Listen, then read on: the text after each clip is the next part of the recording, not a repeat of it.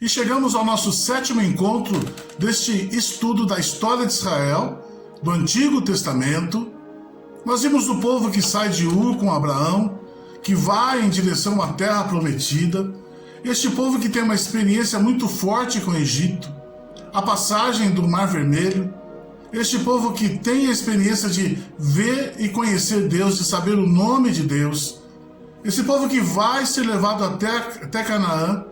Lá de clãs formam tribos, de tribos formam uma confederação e da confederação se torna o reino de Israel. Então hoje nós passamos a conhecer o início propriamente dito da Bíblia.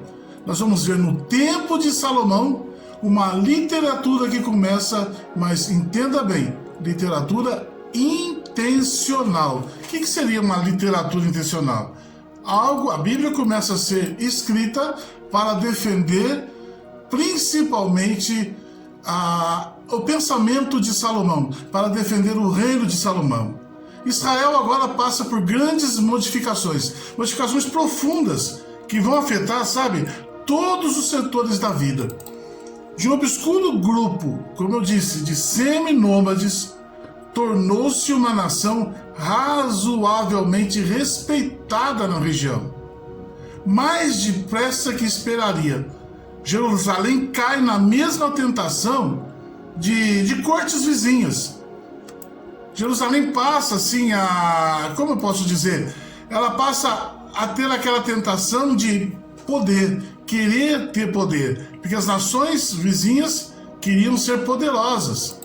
Israel deixa-se seduzir por isso. A teologia, comércio, também a burocracia, a religião, tudo servirá agora para reforçar o prestígio do rei. Todo esse aparato de reino passa a fazer parte, a religião, a teologia, a burocracia, para reforçar que Salomão estava lá porque foi escolhido por Deus. Isso que Salomão queria. Neste ambiente bastante suspeito, nasce a literatura sistemática de Israel. Começa a nascer a Bíblia. E com ela, como eu disse, começa a nascer a Bíblia. Nesse ambiente suspeito. Então veja, o povo de Israel, já em posse ali das terras de Canaã, se organiza como nação. Em contato ali com os povos do Oriente, conhecedores da escrita, porque Israel até então não conhecia a escrita, já havia alguns séculos, os israelitas sentem a necessidade de documentar os acontecimentos mais significativos de sua história, de tudo que eles haviam passado. A história de Abraão, a história de Moisés, a história de Josué. Israel, ali no reinado de Salomão, sente essa necessidade. Precisamos documentar, escrever como os povos vizinhos nossos aqui do Oriente Médio fazem. Então começam a surgir aí, olha só no reinado de Salomão, começam a surgir os primeiros livros que mais tarde vão se constituir a nossa Bíblia. Aí podemos dizer o seguinte: povo unido, povo livre. Mal os israelitas estavam instalados em Canaã e já o expansionismo filisteu ameaça lá a sua segurança, até mesmo, a sua existência. Os filisteus começam a ameaçar a existência de Israel. A gota que entornou o cálice foi a derrota da confederação israelita pelos filisteus em Eben-Ezer. Isso você vai encontrar depois na sua Bíblia, aí no primeiro livro de Samuel, capítulo 4. Estou colocando aqui, 1 Samuel, capítulo 4. É importante você ler isso. Quando os filisteus invadem Israel, Israel perde para os filisteus. Vencido aí pelos filisteus, Israel vê-se atacado também pelos amonitas. Isso também está no livro de Samuel, capítulo 11. Samuel, escrito aqui, capítulo 1. Samuel 1, capítulo 11. Quase que de maneira dos juízes, entra em cena um novo líder carismático chamado Saul. Você se lembra de Saul? Se você ler um pouquinho da Bíblia, você vai saber quem é. Saul era da oprimida tribo de Benjamim.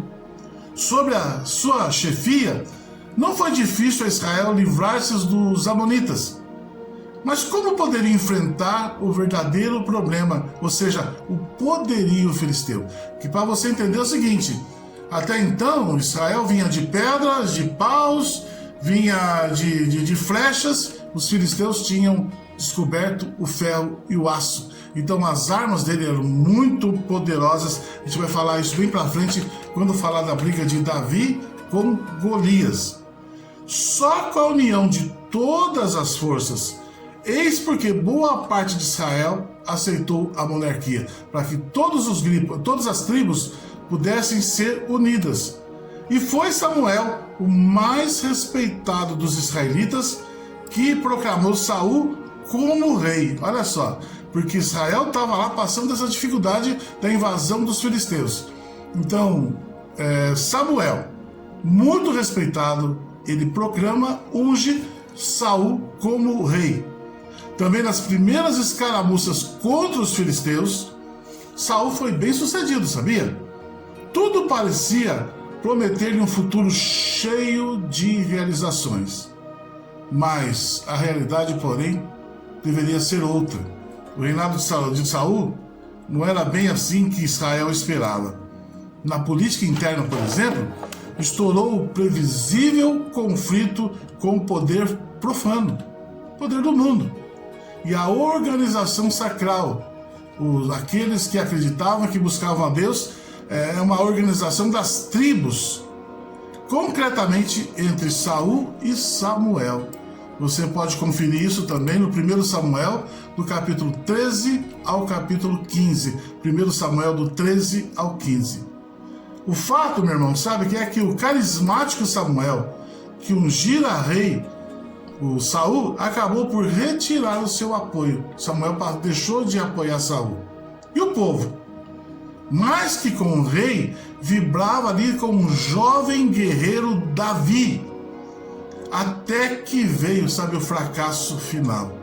Nos montes de Gilboé, o exército de Israel é derrotado, Saul se suicida e os filisteus reconquistam a sua hegemonia.